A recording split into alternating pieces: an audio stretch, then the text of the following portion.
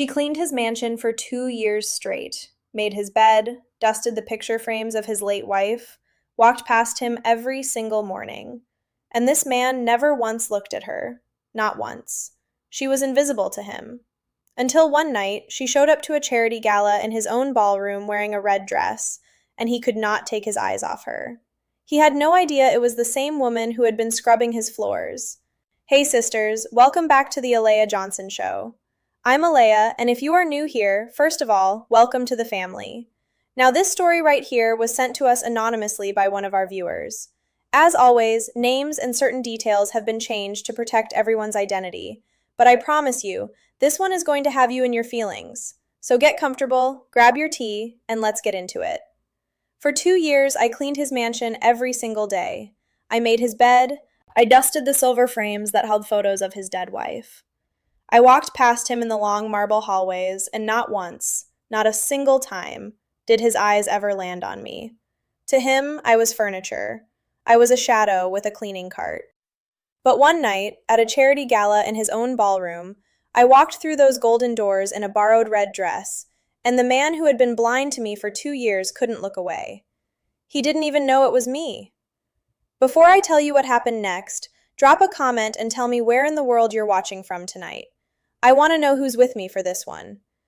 My name is Maya Calloway. I'm 26 years old.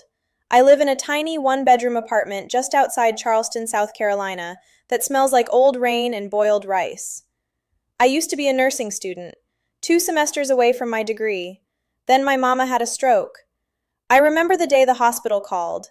I was sitting in a lecture hall taking notes on wound care. My phone buzzed against the wooden desk. The nurse on the other end said the words left side and oxygen and come now, and my whole life tilted sideways and never tilted back. Mama survived, but she couldn't walk without a cane. She couldn't cook. She couldn't work. The medical bills came in thick white envelopes that I stacked on the kitchen counter because I was too scared to open them. I dropped out of school. I picked up any job I could find. That's how I ended up at the Whitfield estate. The house was a big white thing on the edge of a private road, surrounded by live oaks dripping with Spanish moss. 3 floors, a ballroom, a library with a ladder on wheels. The head of staff, Miss Delia, hired me on a Tuesday morning. She was a sharp little woman in her 60s, with silver hair pulled back so tight her eyebrows looked surprised. Mr. Whitfield is a quiet man, she told me. He lost his wife 3 years ago. He doesn't want conversation. He doesn't want eye contact. You do your job, you stay out of his way, and you'll keep your paycheck. Understood? I understood. I needed the money.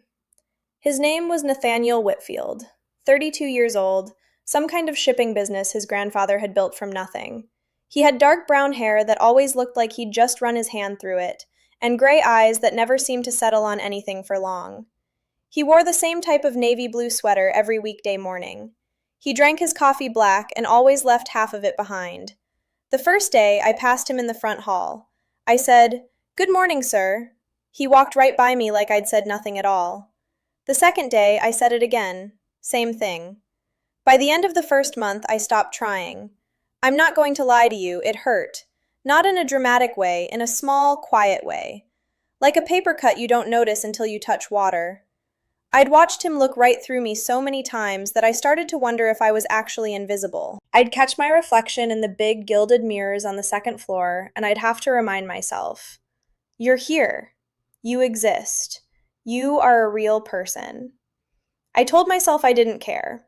I told myself he was just a sad, rich man who had lost the woman he loved, and I was just a woman with a bucket and a mop trying to keep her mama alive. For 2 years, that's what I did. I cleaned that mansion every single day except Sundays.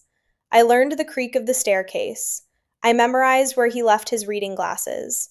I found love letters from his late wife tucked inside a copy of The Great Gatsby on his nightstand, and I put them back exactly where I'd found them, because I had no business touching a dead woman's handwriting. The only person in that whole house who ever really saw me was Marcus. Marcus was the cook. A big, barrel-chested black man in his late 50s with a laugh that rolled up from his belly. He'd been in that kitchen longer than anyone. He wore a white apron stained with tomato sauce, and he called me Miss Maya, like I was somebody. Every morning, Marcus would set a plate aside for me. Eggs, toast, bacon if there was any. "You gotta eat something, baby girl," he'd say. "You can't pour from an empty cup." Marcus was the reason I made it through those 2 years without breaking. And Marcus was the reason everything changed. It was a Thursday in October when he found me polishing silver in the pantry. He leaned against the doorframe and crossed his arms. "Miss Maya, what are you doing Saturday night?" I laughed without looking up. "Same thing I do every Saturday night, watching Jeopardy with my mama." "Not this Saturday," he said. "This Saturday, you're coming to the gala." I dropped the fork I was holding. It clanged against the silver tray. The charity gala. I had been cleaning this mansion for 2 years, and every October I heard them talk about it. It was a black tie event, held right there in the ballroom of the Whitfield estate. Tickets cost $2,000 a plate. I'd polished the chandeliers for it, I'd scrubbed the baseboards for it, but in all my life, I had never once imagined I'd step inside that ballroom as a guest. "Marcus, I can't afford—" "I got 2 tickets," he cut me off. "My wife was going to come with me, but she threw her back out yesterday. Now I need a date, and I'm not walking in there alone." He pointed a big finger at me. "You are coming. No arguments." "I don't have a dress." "Miss Delia's niece is about your size. She's loaning you one. It's already hanging in my truck." I started to cry right there in the pantry. I hadn't cried in 2 years, not once. But I cried over a borrowed dress in a rich man's pantry because somebody, anybody, had remembered that I was a person who deserved to be somewhere nice. Saturday came. Marcus's niece, a young woman named Tessa who worked at a salon downtown, did my hair in loose curls that fell past my shoulders. The dress was red. Not a soft red. A bold, deep, heart-of-a-rose red that wrapped around my waist and fell to the floor in a way that made me feel like I belonged to a different story. I borrowed gold earrings from my mama's jewelry box. She cupped my face in her good hand and said, "Baby, you look like a queen." Marcus picked me up at 7. He whistled when I came out the door. "Lord have mercy, Miss Maya. The good Lord broke the mold." I laughed. I felt 18 years old again. We pulled up to the Whitfield estate at 7:30. The driveway was lit with white lanterns. A string quartet was playing on the front steps. Women in silk and diamonds floated past me on the arms of men in tuxedos. I walked up those marble steps, the same steps I had swept 100 times, and nobody recognized me. Not the valet, not the doorman, nobody. Because nobody had ever actually looked at me before. The ballroom was breathtaking. Gold light bounced off the crystal chandeliers I had polished with my own 2 hands. Round tables dressed in cream linen circled a polished dance floor. Marcus took my arm and guided me through the crowd, and then I saw him. Nathaniel was standing near the bar in a black tuxedo, holding a glass of something amber. He was talking to an older couple, but his eyes kept drifting across the room, the way a man's eyes drift when he's not really listening to the conversation he's in. Then his eyes landed on me, and they stopped. I felt it the same way you feel a spotlight, that heavy, warm, electric feeling of being seen. His whole face changed. His mouth parted slightly. The glass in his hand tilted just enough that a drop of whiskey rolled over the rim and fell to the floor. He didn't even notice. Marcus leaned down and whispered in my ear, "Girl, I think your boss just lost his mind." I couldn't breathe. For 2 years, that man had walked past me every single day without blinking, and now he was staring at me across a crowded ballroom like I was the only woman in the world. He didn't know it was me. I watched him excuse himself from the older couple. I watched him set his glass down on a tray. I watched him cross the dance floor toward me, slow and steady, and I felt my knees go soft. "I'm sorry," he said when he reached me. "I don't usually do this. I don't even know what I'm doing. But I saw you walk in and I had to come over here." His voice was lower than I remembered. Or maybe I had just never heard it directed at me before. He held out his hand. "Nathaniel, I know who you are," I said quietly. He blinked. Something flickered behind his gray eyes. "Then you have the advantage. May I have yours?" I should have said it right then. I should have told him my name and watched him realize. But my tongue wouldn't move. I was too busy feeling something I had given up on feeling.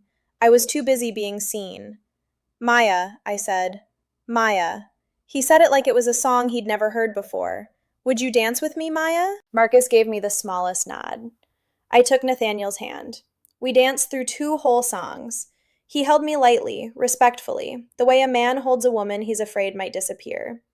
He asked me where I was from. I said Charleston. He asked what I did. I said I used to be a nursing student, and I hope to finish one day. He said, "You should. The world needs more people who actually care." I almost laughed, if he only knew. "What do you do?" I asked him because I couldn't help myself. He hesitated. "I run a shipping company my grandfather started. It's not the life I thought I'd have." "No?" He looked down at our hands. "I lost my wife 3 years ago. Car accident. I have spent every day since then trying not to feel anything, and honestly, I've been pretty good at it until about 10 minutes ago." My heart cracked a little. For him, for the woman in the photo frames I had dusted so carefully, for myself. That's when I made the decision I'd been avoiding. "Nathaniel," I said softly, "I need to tell you something. Anything. You know me." He shook his head. "I think I'd remember meeting you. You see me every day." His feet stopped moving. The music kept playing around us, but we were standing still in the middle of the dance floor. His hand tightened on mine just a little. "I'm your maid." The color left his face. I watched him search mine. I watched his brain try to put the pieces together. The uniform, the hallways, the mornings, the "good morning, sir" he had never answered. I watched recognition arrive in slow, terrible pieces. "Maya," he whispered. "Maya, I know you didn't. I should have." "Yes," I said, "you should have." I slipped my hand out of his. I turned around and walked off that dance floor with my head held high, even though my eyes were burning. Marcus met me at the edge of the ballroom. He didn't ask. He just put a hand on my shoulder and walked me out. I cried the whole way home in his pickup truck. The next morning, I wrote my resignation on a sheet of yellow legal paper and left it on the kitchen counter of the Whitfield mansion. I didn't sign it with anything but my first name. He didn't know my last name. He had never asked. I spent the next 3 days on my mama's couch, eating grits and watching old westerns. I didn't answer the phone when unknown numbers called. Miss Delia came by on the second day to bring me my last check, and she squeezed my hand and said, "I'm sorry, baby. That man doesn't know what he's lost." On the 4th day, there was a knock at my door. I opened it in sweatpants and a t-shirt, expecting a neighbor. It was Nathaniel. Standing on my welcome mat in jeans and a plain gray sweater, holding no flowers, no gifts, just his own 2 hands folded in front of him like a nervous boy. "I'm not here to win you back," he said quickly. "I haven't earned the right. I'm here because I owe you an apology, and because I owe your mother an introduction, if she'll have me." I stared at him. "How did you find my address?" "Miss Delia. She wouldn't give it to me until I promised her 3 separate times that I wasn't coming here to make a scene." Behind me, my mama called out from the couch, "Baby, who is it?" Nathaniel met my eyes. "May I?" I stepped aside. He sat on the edge of our worn-out armchair with his hands on his knees, and he introduced himself to my mother like she was a queen. He told her that her daughter had worked in his home for 2 years, and that in all that time he had been too lost in his own grief to see the person cleaning his floors. He said he was ashamed. He said he didn't expect forgiveness. My mama looked at me with raised eyebrows. "I don't want your money, Mr. Whitfield," I said. "I know," he nodded. "That's not why I came. I came because if I'd seen you, really seen you, 2 years ago, I would have offered to help any person standing in front of me with that much on her shoulders. And I should have been the kind of man who saw people a long time ago." He stood up. He handed me a plain white business card with nothing on it but his phone number, written by hand.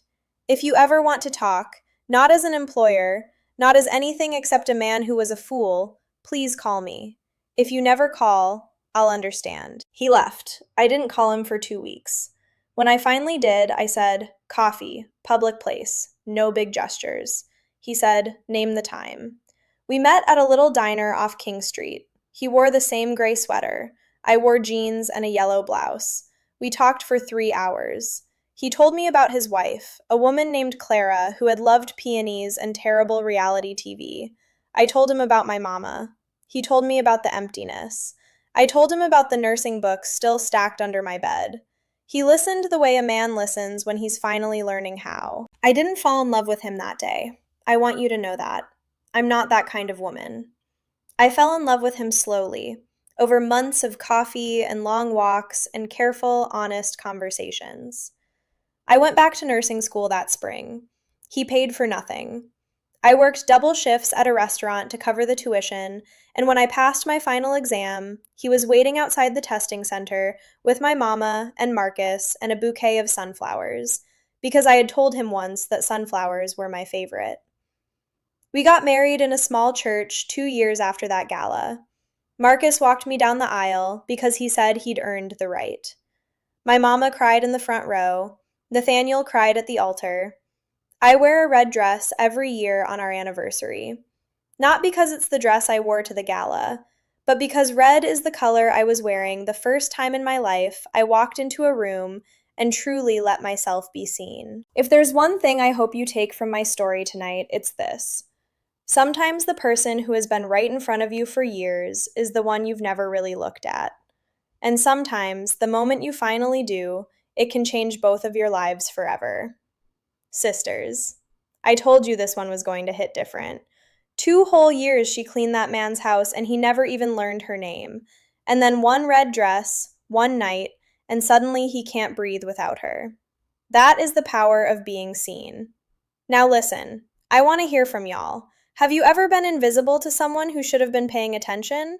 Drop it in the comments because I read every single one. And if this story moved you the way it moved me, go ahead and hit that like button and subscribe to the Alea Johnson Show so you don't miss the next one.